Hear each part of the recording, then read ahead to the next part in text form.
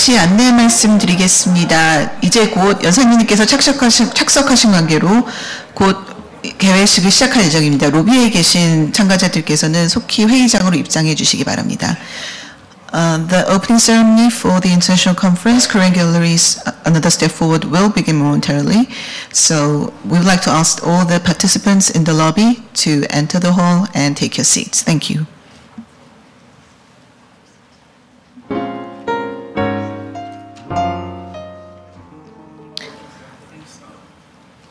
예, 또 통역에 대해서 잠시 말씀드리겠습니다. 본 개회식 및 포럼은 한국어, 영어 동시 통역이 제공됩니다. 영어는 1번 채널, 한국어는 2번 채널이니 참고하시기 바랍니다. This opening ceremony and the international conference is provided with simultaneous translation. The English is on channel 1 and Korean is in channel 2. So please set your receivers accordingly. Thank you. 아울러 개회식의 원활한 진행을 위해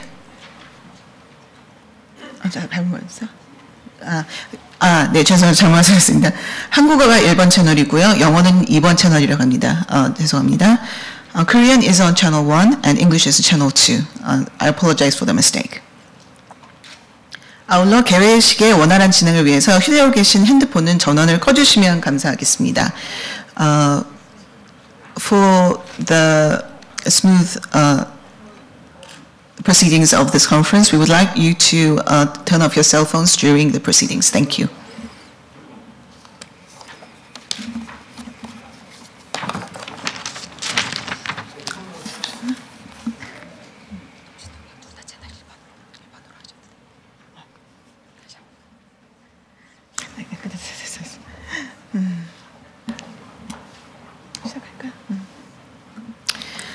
Good morning. Welcome and greetings from the Korea Foundation. I would like to thank all of you who have come so early today morning to attend today's meaningful conference. Korean Galleries Another Step Forward is the international conference organized to commemorate the 15th anniversary of the Korean Arts Curators Workshop and to look back on the last 20 years of our fruitful relationship with over 60 museums in 20 countries.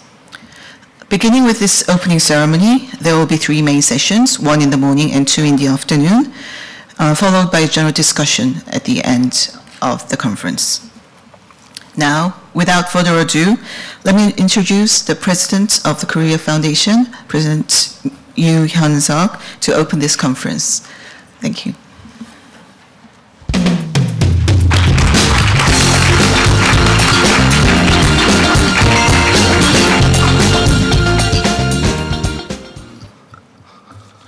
Good morning. Distinguished guests, ladies and gentlemen, I'm indeed pleased to welcome all of you to this international conference hosted by Korea Foundation titled Korean Galleries Another Step Forward, which celebrates the 15th anniversary of our workshop for Korean art curator at Overseas Museum program. As an organization at the forefront of Korea's international exchange and public diplomacy, since its launch in 1991, the Korea Foundation have implemented a exchange related to academia, arts and culture, and human resources to enhance friendly relationship with the countries and the peoples of the global community and to bolster Korea's global standing.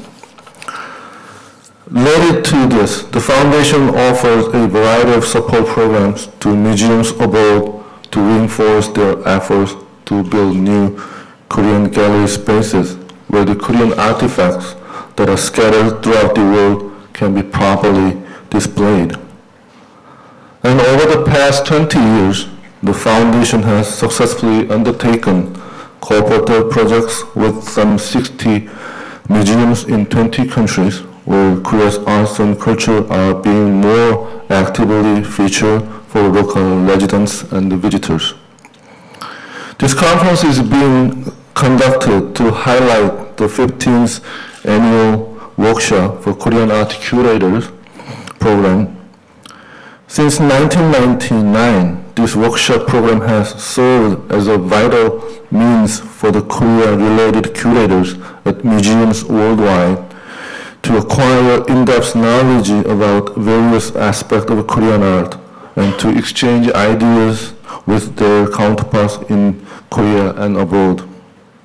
The workshop has well established itself as an annual gathering for Asian art curators with a number of participants that have attended multiple sessions together with a group of newcomers every year who are eager to be a part of this expanding network of Korean art professionals.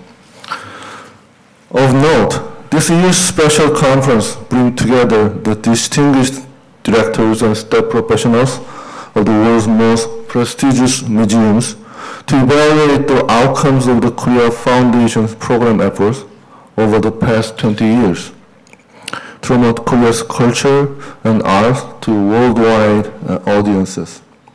Above all, I must extend my sincere gratitude to all of you who, despite your own busy schedule, have so willingly agreed to participate in the presentation and discussions of this conference in order to share your personal expertise and insight with us so that we might identify new directions and more effective means to advance our mutual interests.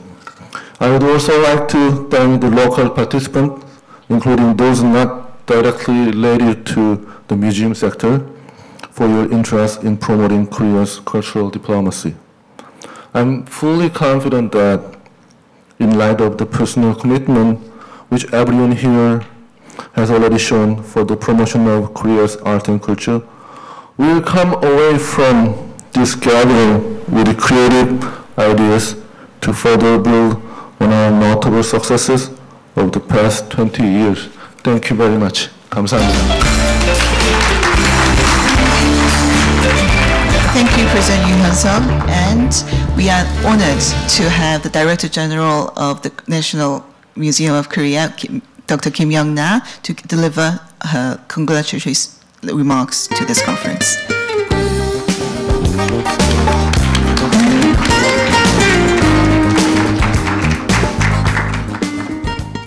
Good morning, everyone. I am Kim Youngna, Director of the National Museum of Korea. To commemorate the 15th workshop for Korean art curators at overseas museums, the Korea Foundation is hosting this international conference with the theme Korean Galleries, Another Step Forward. On behalf of the National Museum of Korea, I offer my sincere gratitude and congratulations to everyone involved with this event, which recognizes the significant progress of Korean galleries in international museums. The Korea Foundation was established in 1991 in order to introduce Korean art and culture to the world. Since that time, the Korea Foundation has been integrally involved with numerous activities on this front, such as organizing special exhibitions, cultural events, and educational programs. Above all, the Korea Foundation has actively provided crucial support for the establishment and development of Korean galleries at overseas museums, with remarkable results. Thanks to their tireless efforts, Korean galleries are now featured in 71 museums and art institutes in 25 countries around the world. Thus, I wish to once again acknowledge the determination of Korea Foundation, who have honestly and persistently pursued their mission, often under difficult circumstances. Today, we are gathered to review the past achievement related to supporting Korean galleries in overseas museums, as well as to map the future direction of this initiative. The participants in this conference include those from Korean institutions who support the establishment of Korean galleries overseas, as well as those from international institutions who have installed and operated Korean galleries. As such, I hope that we can all work together to share our ideas and lessons from our past experience creating Korean galleries in order to plan more effectively for future efforts and activities. Furthermore, I hope that this conference will serve as a foundation for Korean galleries in overseas museums to ascend to the next level as befitting the theme Korean galleries, another step forward. Lastly, I must thank Hyun-seok, President of the Korea Foundation, and everyone at the Korea Foundation for organizing this wonderful conference. I also want to thank all of the museum directors, both current and previous, as well as the staff members of Korean galleries, and everyone else who is here to present and discuss. Thank you very much. 감사합니다. Thank you very much, Dr. Kim. And now, I am very honored to have Mr. Son Chu-Whan, the former Minister of Information and Culture of Korea, and also the former President of the Korea Foundation, who oversaw the beginning of the Museum Support Program at our foundation. Please welcome Mr. Son Chu-Whan on the stage.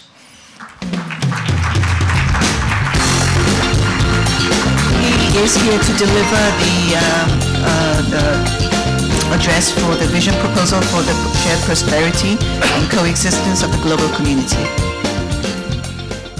Good morning.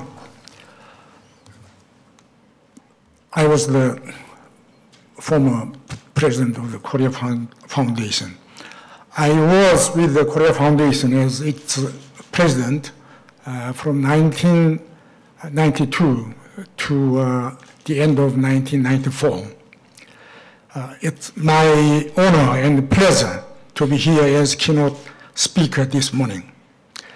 Preparing for the speech was not easy for me, but it gave me an opportunity to recall my hectic days at the foundation. I am proud to say that I really tried best to expand the scope of activities of the Korea Foundation, and I still have much affection for the organization. So I would like to thank the foundation for giving me this opportunity to deliver my messages. My speech will be based on my experience with the Korea Foundation and my thoughts derived from those experiences. To save time, I will talk some important points from my speech text. However, I strongly hope that you spare times to read the full text of my speech, which will be available in the material of this conference. Dr. Hyun-seok, the president of the Korea Foundation, Dr. Youngna, the Director General of National Museum of Korea, Dr. Robert Anderson from the British Museum, Professor Lee, distinguished guests, ladies and gentlemen. I am extremely honored to meet all of you here today as leading curators of Korean art galleries in museums across the world. You are deeply valued friends of Korea. Today I am filled with emotions as I am reminded of my special moment 20 years ago when I made obvious effort along with some of your senior colleagues to introduce the arts and the culture of Korea to the world. I would like to extend a hearty welcome to all of you for attending this international conference, Korean Galleries, Another Step Forward. As the president of the Korea Foundation, during the very beginning days of its launch, I have concentrated the effort of the foundation on establishing or expanding the Korean galleries in the Metropolitan Museum in New York, the British Museum in London, Museum in Paris. I found this effort very rewarding and take much pride in the result. However, the Korea Foundation could not but take a decision to focus its support mainly on a few select institutions, including these 3 museums in those days. So it was unfortunate that our cooperative efforts with other leading museums were not entirely satisfactory. This was because the foundation was still in its infancy. It was inevitable for me to concentrate our investment on a few select institutions. Also, this was the best I could manage under circumstances 20 years ago. I would like to take this opportunity to ask for your understanding of my anguished decision at that time. I greatly admire the endeavors that the Korea Foundation has exerted over the past 20 years, persistently expanding cooperation with museums around the world and allowing friends of foreign countries with different cultures opportunities to get a better understanding of arts and culture of Korea. So I would like to pay the tribute to the Korea Foundation and all of you here today for your amazing work in supporting the establishment or expansion of Korean galleries in 28 museums in 10 countries across the world, as well as supporting Korea-related special exhibition, education, cultural programs in 65 overseas museums. Ladies and gentlemen, taking care of museums around the world, we all know that about 20 years ago, a new vocabulary emerged, and that was the clash of civilizations, making an appearance as a theory interpreting the New World Order. This theory was proposed by the American political scientist Samuel Huntington in an article titled The Clash of Civilizations in the leading international relations journal, Foreign Affairs in 1993. The article asserts that different civilizations will be the primary source of conflict in the new world politics of the 21st century.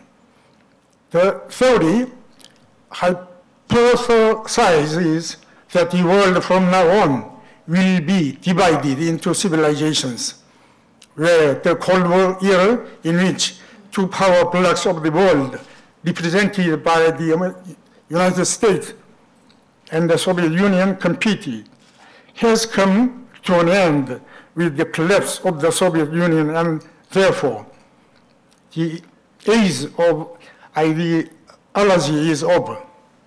Moreover, it claims that the clash of these civilizations will dominate global politics, and fault lines between civilizations will be the battle lines of the future.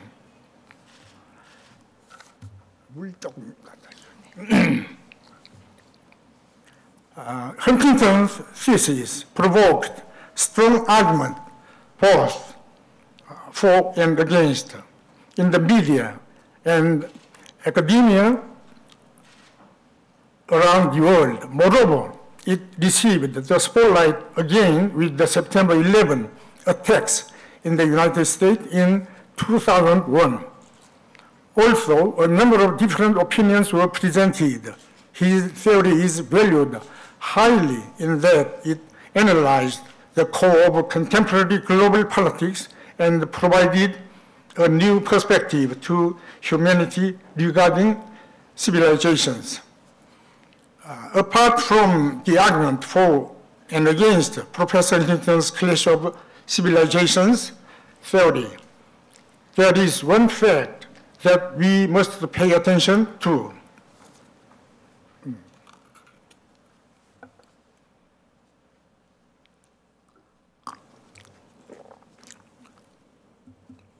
excuse me.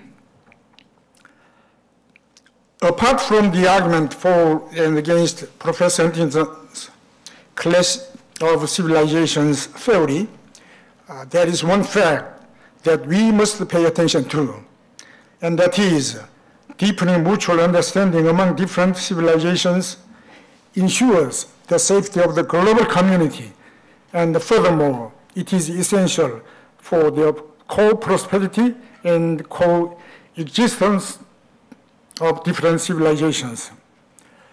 All of you, ladies and gentlemen, gathered here today, play a vital role in promoting, understanding, and educating your nation's public about different cultures.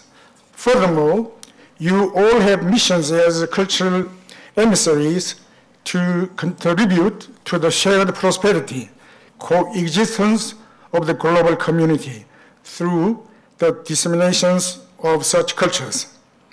In other words, you are emissaries of culture, helping to promote understanding of Korean culture among the members and the citizens of your respective national community. New and deeper understanding and awareness of Korean culture by other cultures makes great contribution to improving the national image of Korea. And more importantly, mutual understanding between cultures becomes an important element that enables peaceful, shared prosperity and the coexistence of the global community. Now, I would like to speak to you, the emissaries of Korean culture, about a few visions. Firstly, I would like to emphasize that the emissaries of Korean culture must have a deep understanding of Korean history. The cultural history of a nation is not separate from a nation's history, but rather an integral part of it. Thus, a deep understanding of the nation's history must precede the study of the nation's cultural history.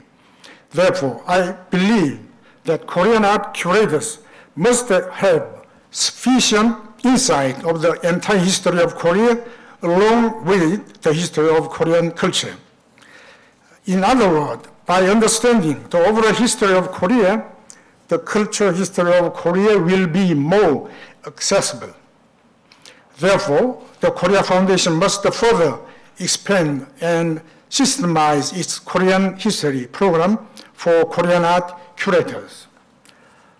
I would like to emphasize the importance of the Korea Foundation continuously cooperating with overseas museums so that the curators can gain specialized understanding and a sufficient level of awareness of Korean history. Secondly, I would like to assure you, ladies and gentlemen, present here today, that your role as emissaries of Korean art and culture is extremely important in the research and conservation of Korean cultural assets located in various countries of the world. The Korea Foundation has got great achievement by persistently pursuing the survey of Korean cultural assets held overseas as one of the Foundation's major programs.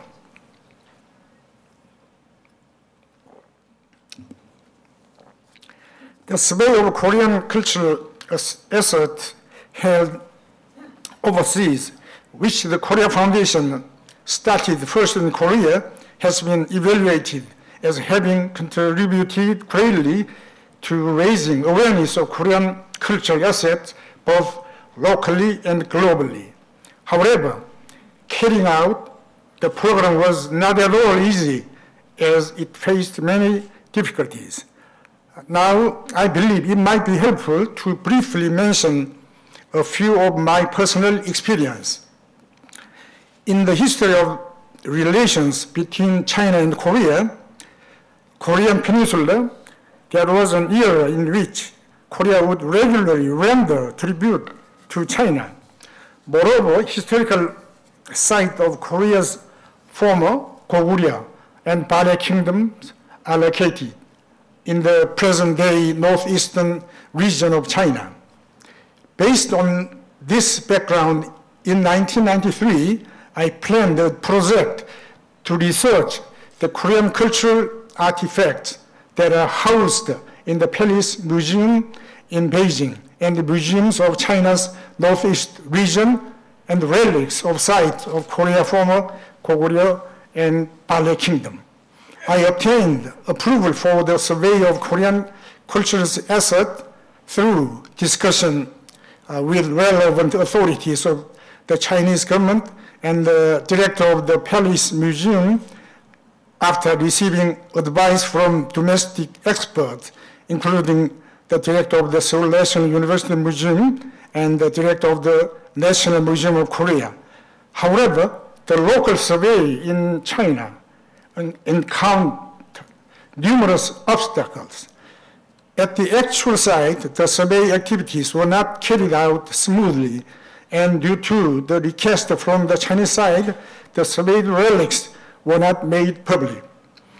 I believe that this was due to the concerns of China that the surveying and the disclosure of Korean relics preserved in China might disturb the sensitive aspect of Sino-Korean relations.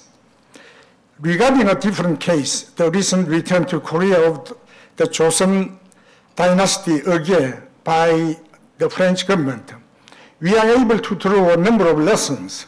We all know well that the Joseon dynasty Eugye is a vast collection of documents recording in detail the important rituals and the ceremonies of the nation and the royal family that is evaluated as the highest reach of archival culture and has been listed in the register of the UNESCO Memory of the World.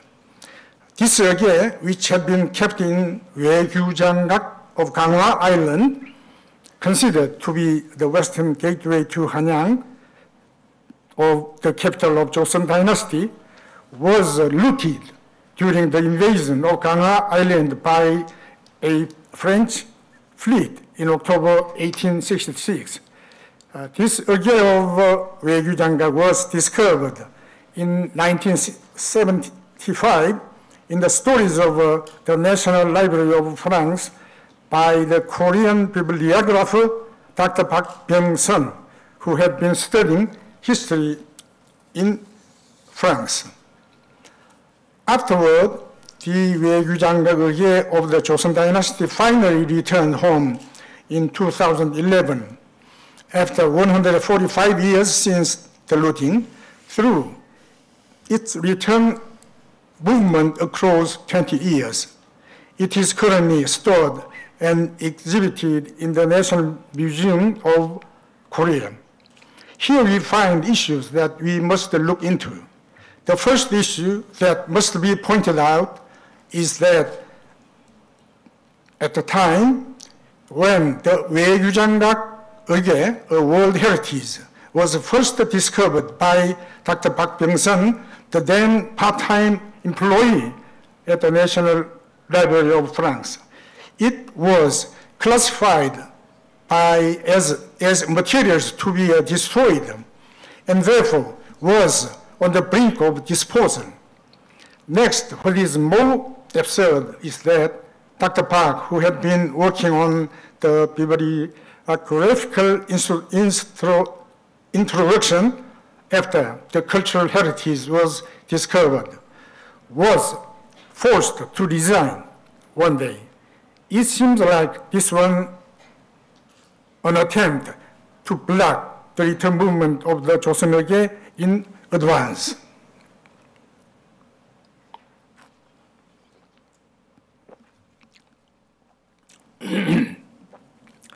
What both cases of China and France show in common is that a nation that holds another cultural heritage sometimes adopt an unfriendly attitude toward such cultural heritage surveys.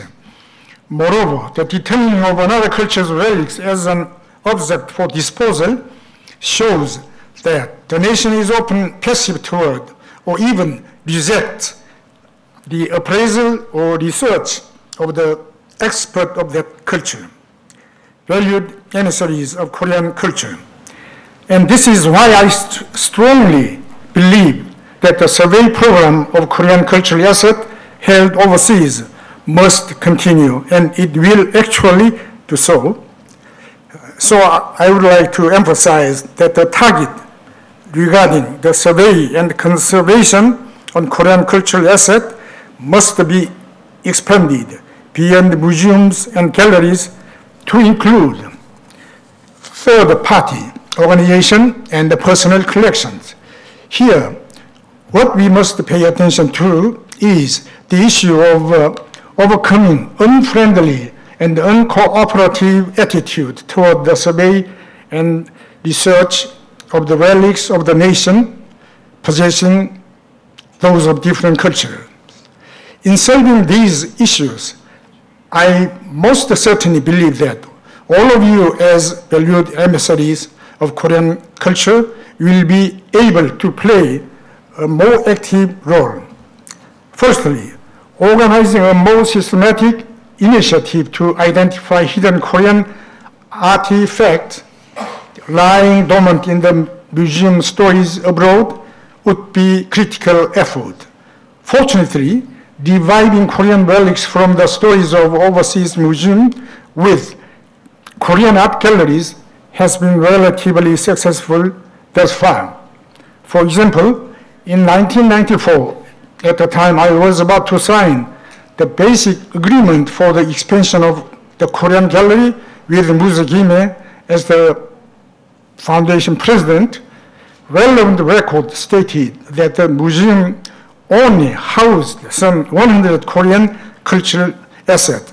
However, when the expanded Korean gallery reopened in 2001, Muse Gime officially stated that their Korean art collection comprised more than 1,200 pieces. The increase of the collection was due in part to new acquisition. However, it was mostly due to the ceaseless effort devoted to discovering and organizing dormant objects in the stories and assorting and recategorizing Korean objects, including those which had mistakenly been classified as part of the Chinese or Japanese collections. However, while expanding into overseas museums that do not have Korean art gallery, the survey of Korean cultural assets should be consistently pursued in their stories.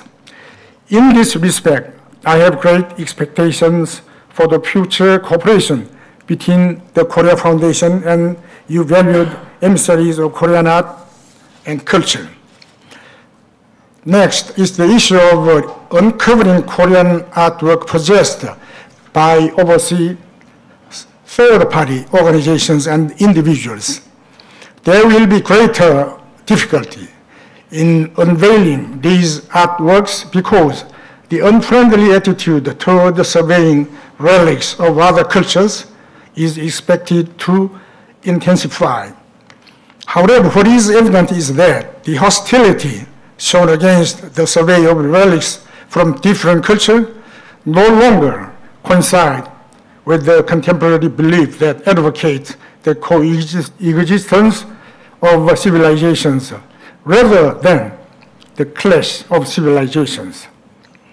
Lastly, I would like to present my views on the matter of returning overseas cultural assets. Returning relics looted during war or smuggled out illegally most definitely should be achieved through the implementation of international law and agreement between the two nations involved.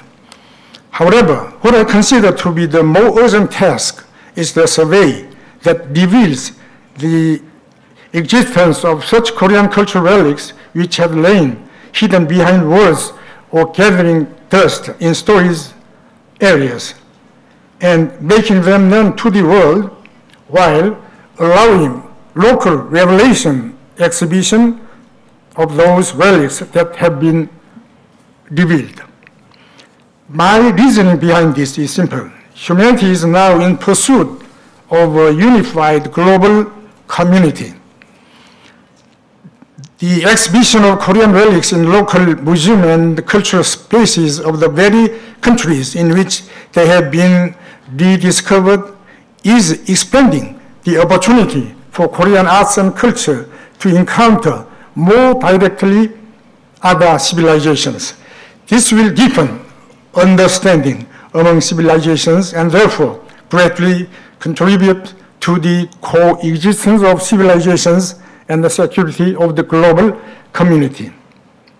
In other words, as such, openly exhibiting the Korean cultural assets that have been retrieved overseas will have the same effect as an overseas touring exhibition of cultural assets currently in possession of the National Museum of Korea, for example. When spirit of the time changes, then the way we perceive the world must change as well.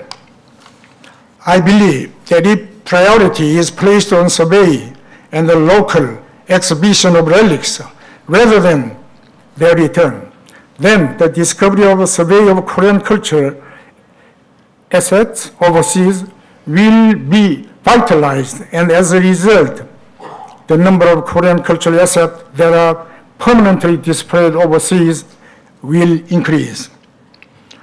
Our most emissaries of Korean art and culture, going beyond the expert level in the field of arts and culture, you all have taken up the mission to broaden civilization's understanding of different civilizations through its cultural assets. Thus, you are contributing each in your special way to the shared prosperity and the coexistence of civilizations as well as peace and the security of the global community. You are really all global peacemakers, and simultaneously you are also part of the global peacekeeping forces. Thank you very much.